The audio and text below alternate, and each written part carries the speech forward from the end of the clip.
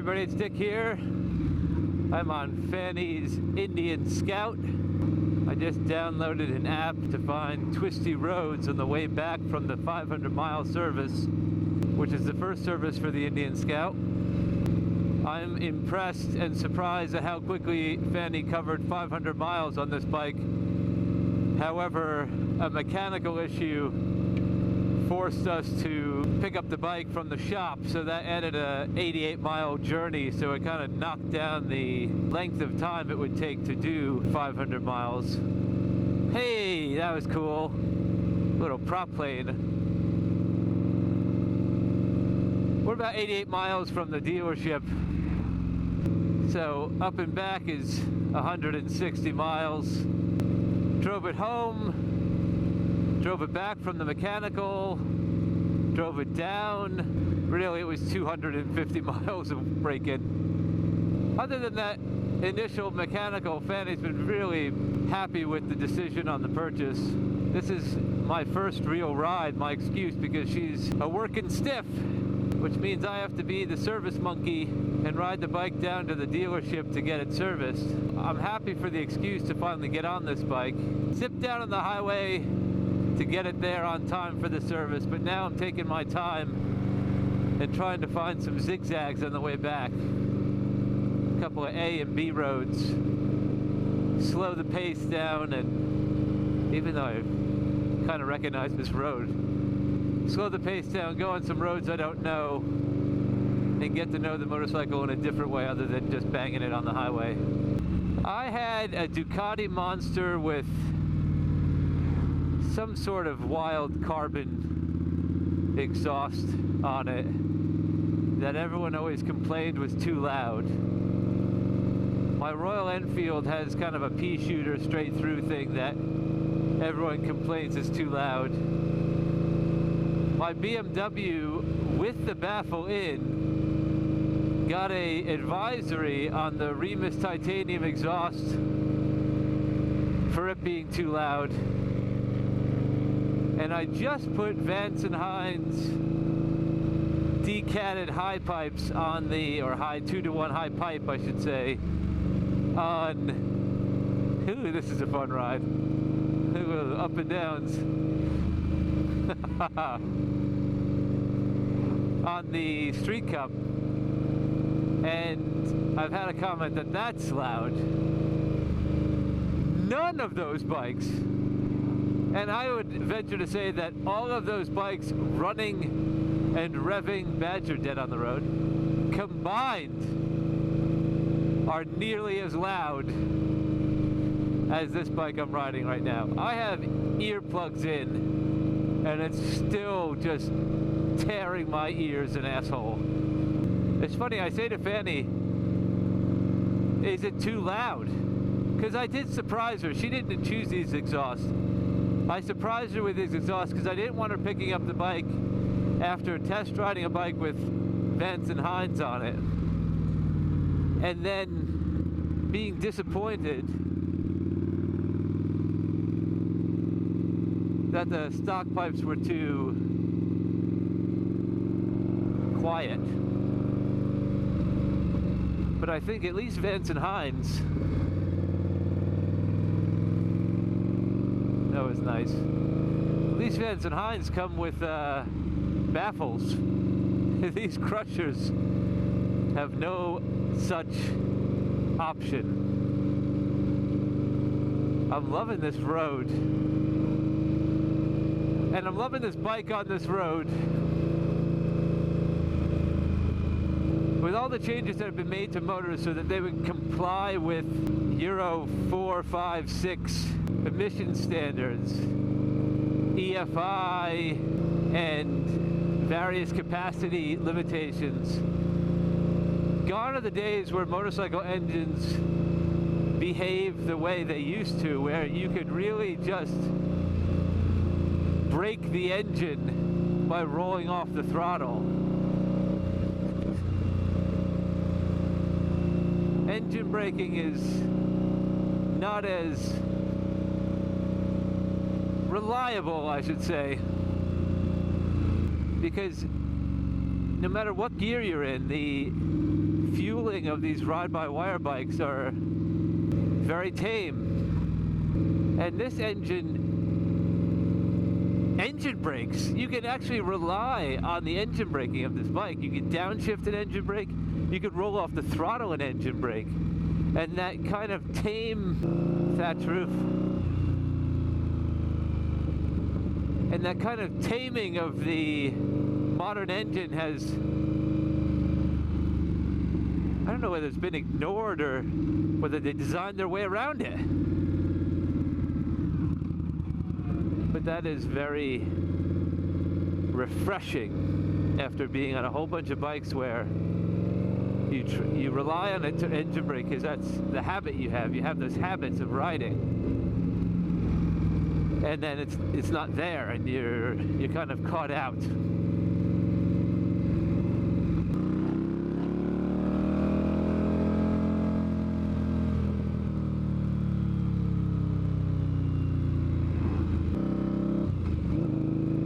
The Indian Scout is a kind of funny little beast because, at least in England, there aren't a lot of Indian dealerships around, so it's kind of a bit of a unicorn or a bit of a mermaid. And they have a reputation of being performance-oriented. And,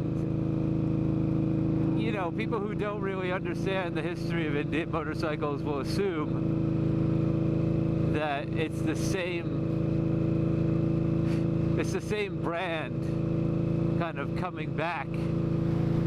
They stamped 1902 on all the bikes, and all their marketing materials say 100 and however many years, a century worth of experience. And really, Polaris Motorcycles doesn't have a century worth of experience. They nabbed the Indian brand, and I'm assuming they nabbed it pretty cheap. Polaris, in its defense, is an American brand. They were the other white meat, as it were, the other American motorcycle brand for a long time with Harley, and they just ticked away making their Victory motorcycles. Never really, you know, penetrating the market share that Harley had.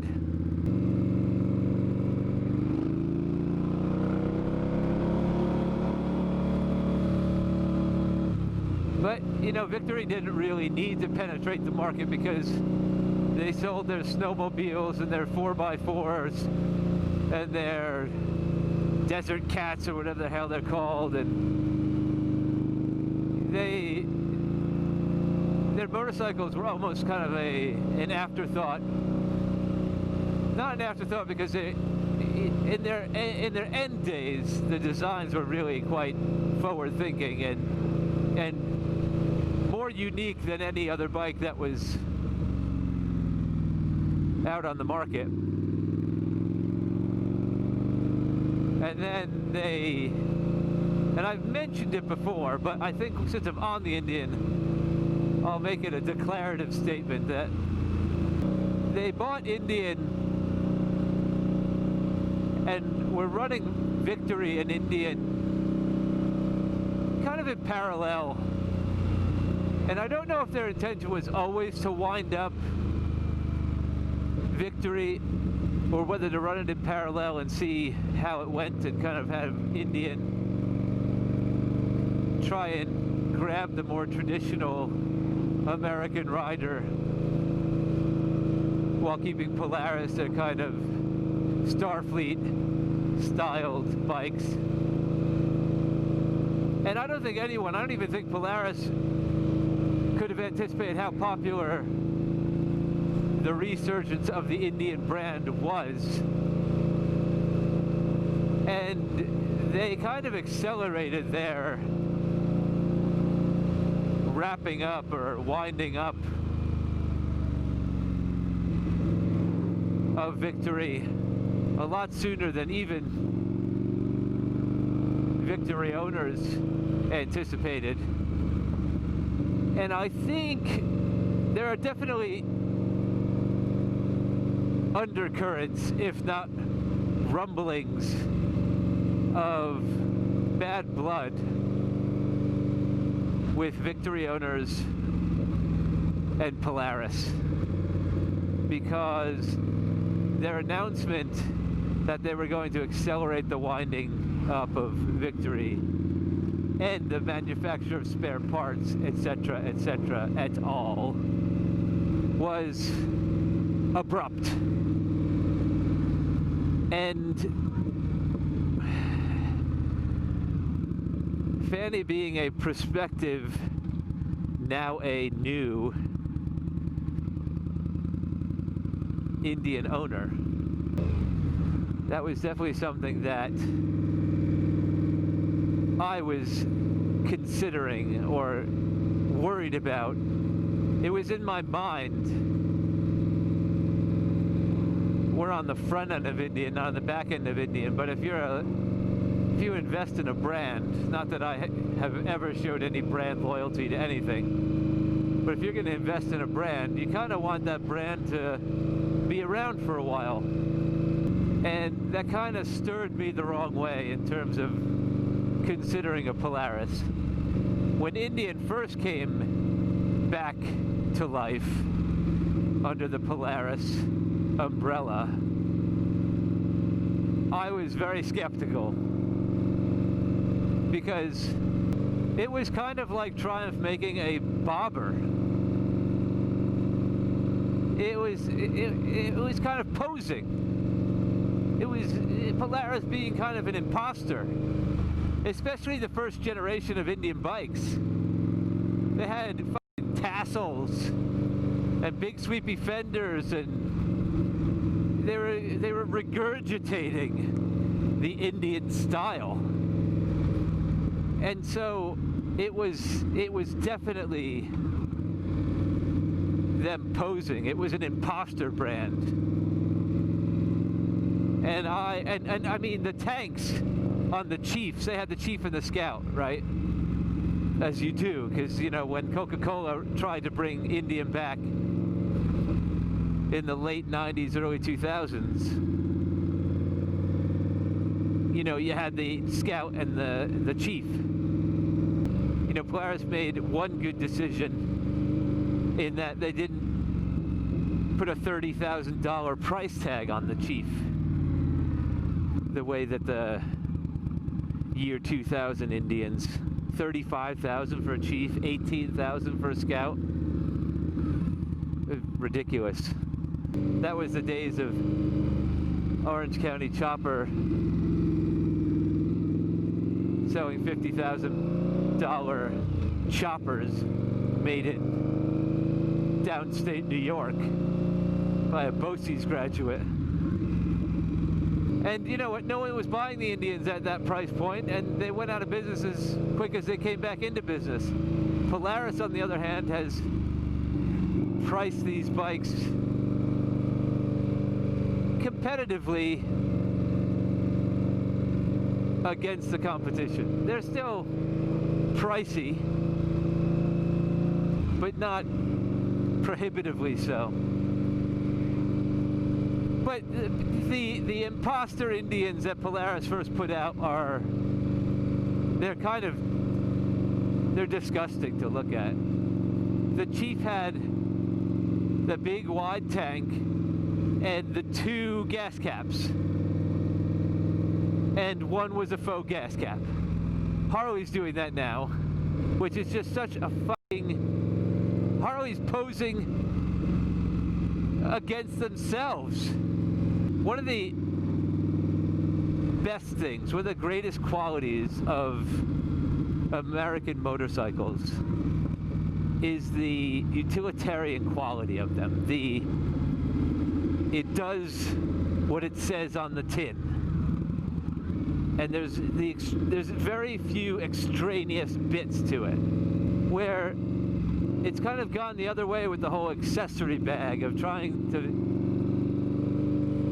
have customers come back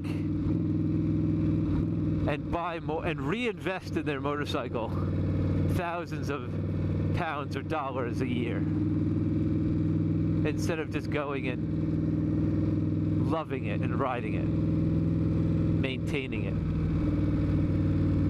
And that faux gas cap is just that it spits in the face of that bare bones utilitarian machine. This is cool.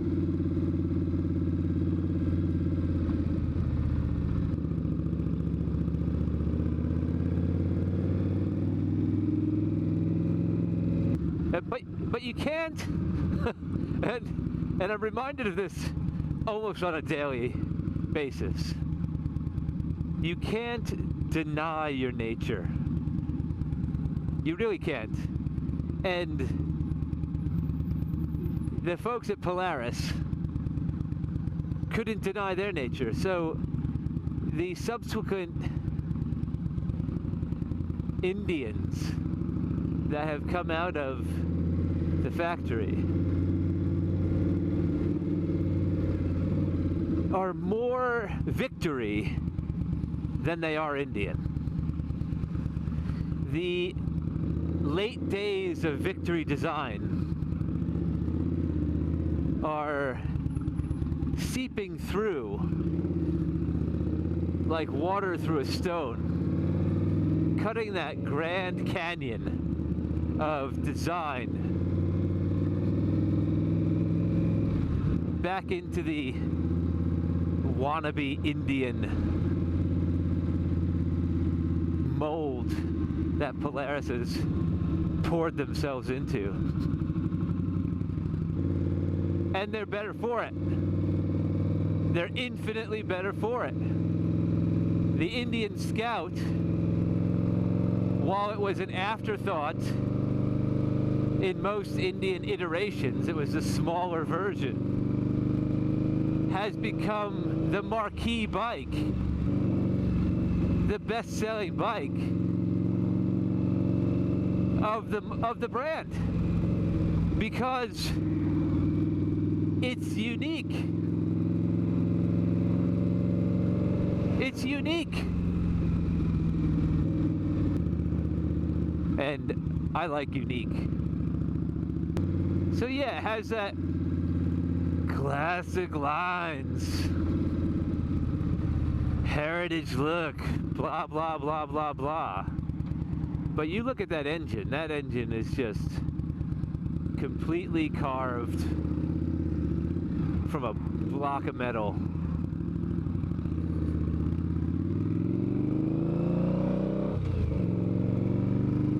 There's nothing classic about this engine, other than the way it rides. It just hammers underneath you.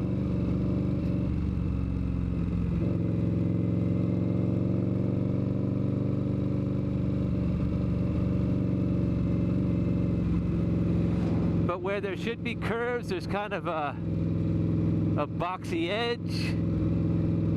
It's a nice package. It's a nice balance between nostalgia and the contemporary. You can also tell that Polaris is about manufacturing. There's a couple of bits on here that just look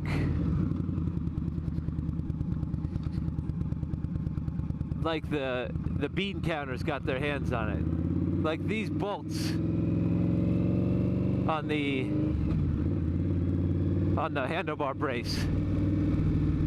It looks like you could go to Home Depot and just pull them out of a bin. The rear wheel tensioner has that same galvanized home hardware look to it. And that really detracts from the high quality appearance of the rest of the bike. It also highlights the fact that this is just a machine, and that those things are replaceable, and that those things are just part of a little bit of what makes this thing work. And if there's a sense that it's not that precious, then And maybe that's what's giving a lot of people license just to buy a brand new one of these and chop the shit out of it. Just like irreverently dismantle it and put it back together in fun and interesting ways. More so than a similarly priced, not that there are a lot of similarly priced Harley Davidsons or Triumphs. So there's my Polaris rant. If you like that video and you want to see more like them, hit like, share, and subscribe.